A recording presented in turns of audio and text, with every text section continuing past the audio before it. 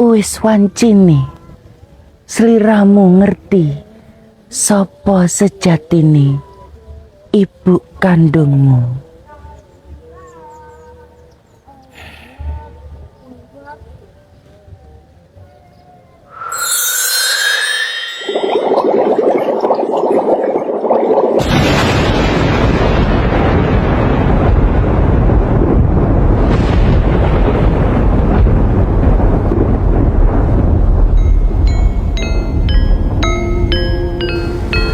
Paijah, kowe dadi wanita sing paling sabar sak donya.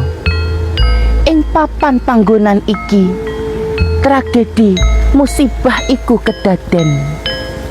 Saiki wis wancine sliramu bebungah bakal tak petuk